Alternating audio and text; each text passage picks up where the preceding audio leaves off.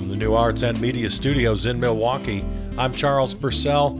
This is The Log. I'm going to do something I never do. I'm going to read a full article to you because it's that good. It says what I've been trying to say for the last couple of years. It just says it so much better than I've ever been able to. It's from a page called Closer to the Edge on Substack, and I recommend it highly. They have lots of great pieces. Substack, Closer to the Edge. I shared this on my Substack page as well. All right, here it is. Polite language has failed. Calm explanations have failed. Panels, op-eds, both sides, and soothing reassurances have failed. Fascism does not advance because people lack information. It advances because people are comfortable, distracted, anesthetized, and trained to mistake civility for virtue. If you're looking for gentle guidance, go find a museum placard. This article is not for you. Fascism in America. American fascism isn't creeping in. It's already unpacked, changed the locks, and put your institutions on a payment plan. Camps exist. Courts are bent. Power is centralized. Cruelty is procedural. And half the country is still arguing about whether the word fascism is too dramatic, like vocabulary is the problem instead of cages. You don't defeat this by convincing everyone. You defeat it by making it unworkable. Fascism is a machine. It requires obedience. It requires participation. It requires millions of people doing small, cowardly things every day and calling it normal. Your job isn't to scream at the machine. Your job is to throw sand in the gears until it starts tearing itself apart. Normal is the most dangerous lie in the room. Every authoritarian project survives on one magic trick: making the unacceptable feel routine. Once cruelty becomes policy, people stop reacting to it like an emergency and start reacting to it like weather. Camps become facilities. Abuse becomes incidents. Dead people become statistics pending review. The first move is to kill normal. You do that by refusing euphemism, by documenting obsessively, by naming names, contractors, officials, judges, budgets, timelines. You make the system visible again because fascism thrives in abstraction. When the harm has faces, when the paper trail is public, when denial becomes embarrassing instead of easy, the spell starts to crack. This isn't moral outrage, this is forensic exposure. Mass beats heroics every time. Fascism loves lone wolves. It loves martyrs. It loves isolated bravery it can crush quietly. What it cannot handle is scale. Not rage scale, participation scale.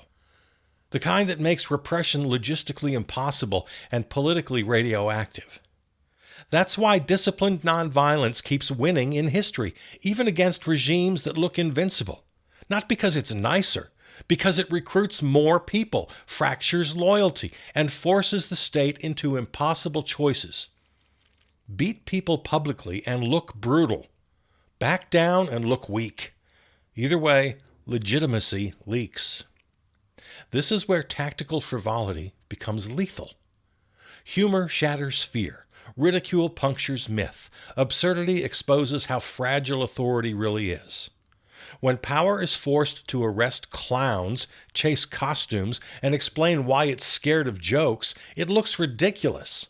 Ridiculous power bleeds supporters. Bleeding power panics. But frivolity is not chaos. It's strategy with a grin. Clear message. Clean moral contrast. Punching up, always. Hit the pillars, not the crowd. Protests alone don't topple regimes. Non-cooperation does. You identify what keeps the system functioning, and you deny it. Labor that refuses complicity. Professionals who slow walk enforcement. cities that block cooperation, vendors that cancel contracts, donors who feel heat, bureaucrats who demand process until the machine grinds itself raw. This is boring. It works anyway. You build legal defense. You train for repression. You rotate roles so burnout doesn't decapitate the movement. You turn every crackdown into proof and every arrest into recruitment. The system is betting you'll get tired. You build something that outlasts that bet. Starve it and contain it at the same time. Fascism runs on money and legitimacy, so you attack both without playing its game. Boycotts that hurt. Exposure that sticks. Follow the money until it squeals. Make profiteering from cruelty socially radioactive and financially painful. At the same time, you contest power everywhere it shows up. Local, state, federal, courts, school boards, election infrastructure. This is not about being above politics. That's how authoritarians win. This is about denying them uncontested space. Build what they can't burn down fast enough. Mutual aid is not charity. It's survival infrastructure. Sanctuary networks, community defense of institutions, parallel systems that keep people fed, housed, informed, and connected when the state turns hostile or useless. Fascism collapses when people stop needing it, when fear loses its leverage, when solidarity becomes practical instead of rhetorical. Hope isn't enough. This will not be quick. It will not be clean. It will not feel heroic most days. It will feel like work. Relentless, unglamorous, grinding work. But fascism is brittle. It looks strong because it demands obedience. The moment enough people stop cooperating, it starts screaming. That scream is not victory. It's the sound of the spell breaking. This is why hope isn't enough. Hope sits still. Strategy moves. Pressure works. You don't wait for history to save you. You force it to change course. That's why this is written like a banshee instead of a brochure. Because people don't sleepwalk out of emergencies. They wake up when something screams loud enough to make ignoring it impossible. That's from a recent post on the Closer to the Edge page on Substack. I've shared it on my Substack. I hope you'll find them and follow them. Excellent advice. Well, a flurry of news hit late in the week, and I had to decide how to cover it in this limited time. It's way more than I could possibly get to. But this particular predicament, which is common these days, got me thinking less about this program and more about all of us and what we're facing with the avalanche of news. You know, we've been hearing for over a year now about the whole flood the zone strategy and all of that. And whether or not it's intentional, it doesn't matter. It is a flood of information. And as a reminder to myself, in the way of some advice for you, I want to talk about how to handle it. There's a sweet spot between two extremes. One extreme is it's too much. I can't know everything, so I'm not even going to bother. It's just too much. The other end of the extreme, and I know people like this, they just decide that they know things. Whether or not they actually do. They just think and speak as though they do know everything. We don't want to be at either one of those extremes. We don't want to just give up and have no information. We don't want to be obsessed with news and politics, so it's all we think about and it's in our dreams. I fall more into that category and I have to keep catching myself.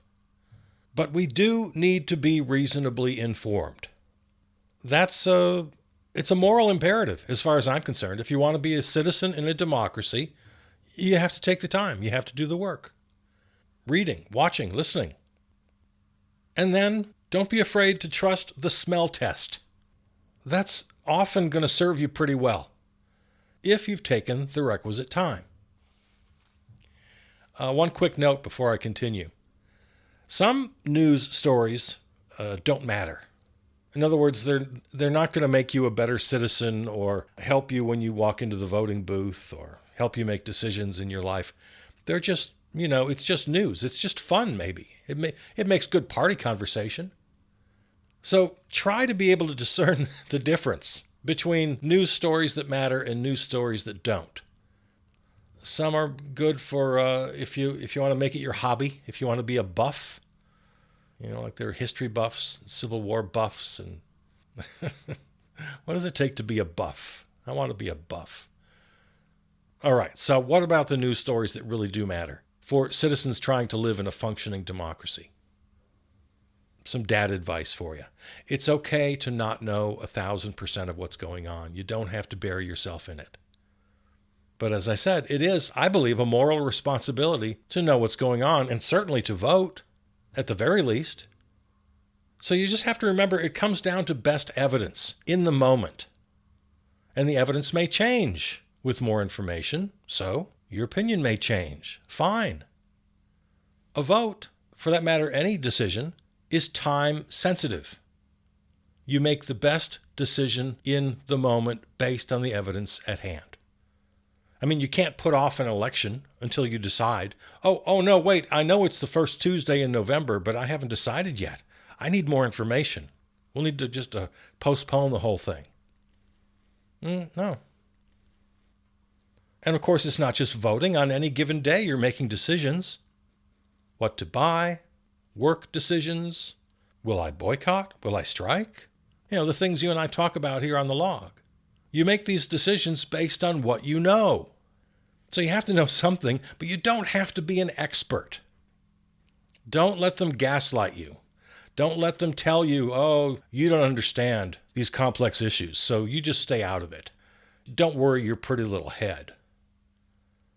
And then the other side of that spectrum, of course, don't be a case study for Dunning-Kruger, where you browse the headlines and think you know everything. Some current news stories as examples. The tariffs. Of course, the Supreme Court struck down the Orange Menace's sweeping tariffs. Pretty much upends his entire economic policy because that's all he had. He only had one tool in his belt, the hammer of tariffs. And they took away his hammer. So this is an excellent example. Economics? What can get more convoluted than economics? Don't let anybody tell you this is too complicated for you to understand. Just do the basics, and you can feel very confident about your opinion here. And this is something that does matter. Your opinion matters on this. You're a citizen. You're a voter. You should know about this. You should have an opinion about it. Don't be shy. And this is a pretty easy one. Breaking news. Supreme Court rules that the Pope is Catholic, that the sky is blue, the grass is green, and tariffs are taxes. And the Constitution says that Congress imposes taxes, not the president. If you want to go a little deeper into the analysis, it doesn't take too much reading of history and current events to know that Alito and Thomas will always vote on one side.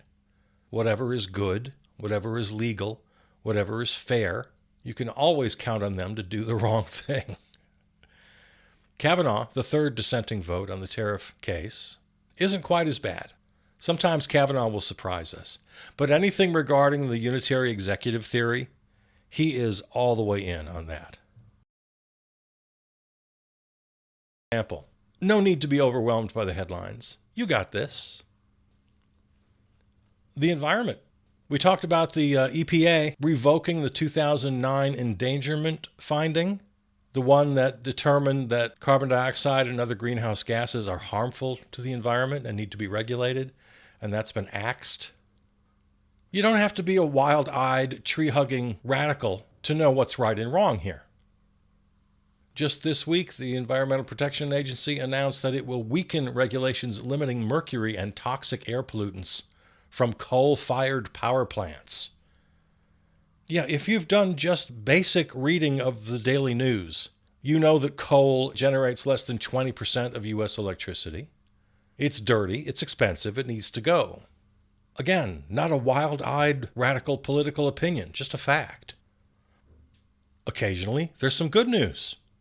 Workers at a Tennessee Volkswagen plant got their first union contract ever.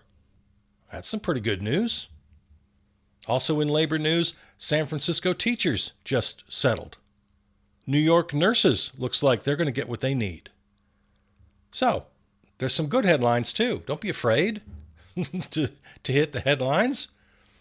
Occasionally, there's a good one. Here's one that doesn't matter, but it's fun. President Obama, in a recent podcast interview, said that aliens were real. Everybody got excited. They asked the Orange Menace. He seemed to confirm it. But Obama was being flip. The Orange Menace only says whatever comes out of his lizard brain in the moment. He has no idea what he's talking about ever.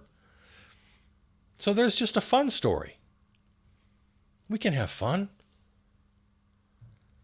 There's nothing complicated about the Board of Peace, this sham, this scam that the Orange Menace has created with a bunch of his non-democratic buddies. There's not one democratic country represented. Everyone turned him down, except the most servile wannabe strongmen.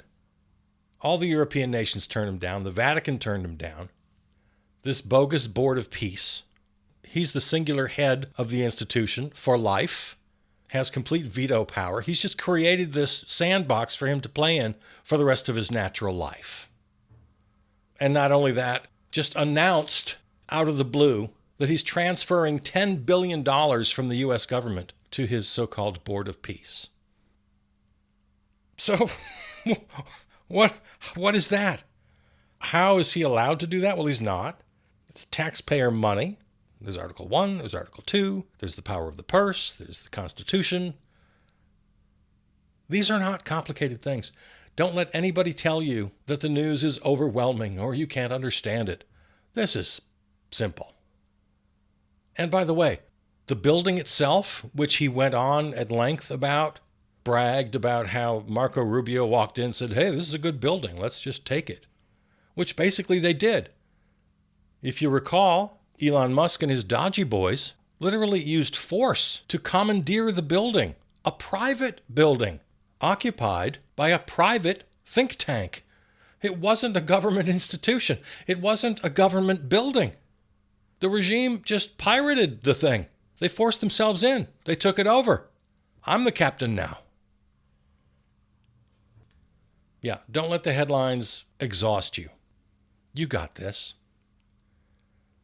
Epstein may be the exception to the rule. Man, this thing is complicated. Well, no, let me take that back. The big picture is not that complicated. Jeffrey Epstein was a world-class operator. He was able to get billionaires and world leaders to do his bidding, to give him their money. He was up to his neck with Russian intelligence, with Israeli intelligence. And he used his proclivity for pedophilia to his advantage, because then in pursuit of both his favorite hobby and for his wealth, he could employ blackmail, extortion. Why do you think Les Wexler basically handed over his entire fortune to Jeffrey Epstein if he didn't have the goods on him? And the Orange Menace himself, with modeling agencies and teenage beauty pageants, and his well-established decades-long friendship with Epstein. And all the receipts are there, the emails, the birthday card, credible allegations from victims, from witnesses. Yeah, if you want to be a buff, you can be a lifelong buff on Epstein. There's that much material. But if you just want to have an informed opinion as a citizen in a functioning democracy, you don't have to be afraid of having that opinion. I mean, here's the smell test. Does it not quite pass the smell test that Jeffrey Epstein was murdered probably by Israeli intelligence in cahoots with the CIA. You know me. You and I have been together for a long time. You know I'm not a conspiracy theorist. You know I don't just jump down rabbit holes. This stuff is just so obvious. It just does not pass the smell test that he committed suicide. That's just insane at this point. And you are perfectly capable of consuming this information. Don't let anybody tell you you're not. And that's my advice for you today. Don't let the headlines overwhelm you. You got this. And if you want to be a buff, be a buff. It's fun to be a buff. So here's one more piece of advice for you. It's actually not advice, it's more of a request. Please, for the love of God, don't watch the State of the Union on Tuesday night. They have ways of knowing. They can track us. They know when you're watching. That's what ratings are all about. Don't give him the numbers. There are lots of reasons not to. The State of the Union has become a colossal joke.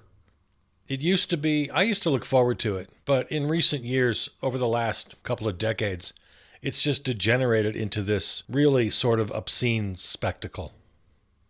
And this is even before the orange meat puppet darkened our national door. The lies, the platitudes, the standing up, the sitting down, the applause breaks, people planted as props in the gallery. It's just beneath what any decent country ought to be. And then now with the regime, with the fascist regime, now times this by 1,000. The person at the podium is a criminal, an international criminal, a murderer, a fascist strongman who's trying to destroy a 250-year experiment in democracy. Why in God's name would anybody watch the State of the Union anymore? I will not be watching. You can check in reputable news outlets later, see what was said, see what happened, see which lies were told. We got to know those things too. Ho Chi Minh taught us that. Know your enemy. So instead, on Tuesday night, there are lots of events. I'm going to talk about 3 of them just for a second. The Working Families Party, something called People's State of the Union, another event called State of the Swamp. So let's start with Working Families Party. The WFP traditionally has an alternate response to the State of the Union. This year, it's Representative Summer Lee, U.S. Representative for Pennsylvania's 12th Congressional District, a progressive, considered a member of the Squad. I'm going to say what too many politicians won't. The system is rigged, the obscenely wealthy are profiting from it, and working people deserve more than scraps. So says Representative Summer Lee. She hasn't been afraid to criticize Israel, which is absolutely essential for the Democrats if they want to consider themselves a legitimate opposition party. But as far as the Democratic Party goes, she's definitely on the progressive wing. So the Working Families Party, response to the State of the Union, look for that, live Tuesday night, right after the clown show at the Capitol. The Democratic response, the establishment Democrats, Virginia Governor Abigail Spanberger, one of the rising stars and darlings of the Democratic establishment, recently won the governor's race in Virginia. But she's your standard corporate Democrat, whatever she says on Tuesday night. Her inaugural committee was just filled with corporate backers, including Amazon, Capital One, multiple tobacco companies. Come on. I mean, sure, we're happy whenever a Democrat beats MAGA, but the minute that last ballot is counted, the minute that person is sworn into office, as far as establishment Democrats are concerned, we are the opposition. A growing number of Democrats won't be in the House chamber on Tuesday night. They're boycotting. That's good. One of the alternate events, what they're calling the People's State of the Union. Okay, if you're going to use that kind of language, you better live up to it. That'll be an event on the National Mall, hosted by Move On and Midas Touch. So there's going to be a rally, speakers. I'm sure there'll be ways to tune in. You're going to hear a lot of things you like. You're going to hear tough talk because the Democrats are starting to hear us. Don't take them just at their word. They're going to try to jump out in front of your parade. And now, that's fine. We want them on our side. We're not going to kick them out of bed, but you have to know that they're following you, not vice versa. That to them, most of them, these are just words. They're going to look convincing. I know they are, but we have to hold them accountable. Now, some of these Democrats, they're not bad. Ed Markey of Massachusetts has said and done some good things. Tina Smith of Minnesota. There is hope. I mean, there are some who are just lost causes. Hakeem Jeffries is planning to attend, and he's asking his members to be polite, be respectful. Forget it. Forget Hakeem Jeffries. The two Chris's, Murphy and Van Hollen from Connecticut and Maryland. Senator Chris Murphy said that the orange meat puppet has made a mockery of the State of the Union speech, taking a moment that is meant to bring the country together and turning it into a campaign rally to spew hatred and division. Democrats have no obligation to reward him with an audience as he lies and attacks people who disagree with him. Yes, I agree. So, People's State of the Union, 8:30 Eastern on the National Mall. And then one more event I'm going to mention, State of the Swamp. Go to defiance.org, YouTube, or Substack, and you can view this event with people like Robert De Niro, Mayor Jacob Fry of Minneapolis, Stacey Abrams, Mark Ruffalo, Marianne Williamson, Tom Arnold. Okay. So I don't know what's going on here. These sound like, I don't know. But hey, they're part of the anti-MAGA coalition. They're part of the anti-fascist coalition. So I'm not going to, like I said before, I'm not going to kick anybody out of bed at this point. But of course, from our point of view, obviously we have to join any anti-fascist coalition. But let's you and I stay true to who we are. We're social anarchists. We're anti-corporate. We're anti-money. We're anti-establishment. We're pro-democracy at every level of society. All this pomp and circumstance for any president, let alone the orange meat puppet, is ridiculous. The presidency itself, the office of the president, has to be one of the first things we reform when we have the power to do it. Lots of things need reforming. The Supreme Court, the Senate, the Electoral College, but the office of the president needs to be cut down to size. The Constitution, which is by and large a very workable document, and it gives all the power to Congress. And of the two houses, it gives even more power to the House because they're closest to the people. They have the most representatives. They're elected every 2 years. There's a reason that all the power goes to the House of Representatives. And if we can get that back in order, we'll still have some hope.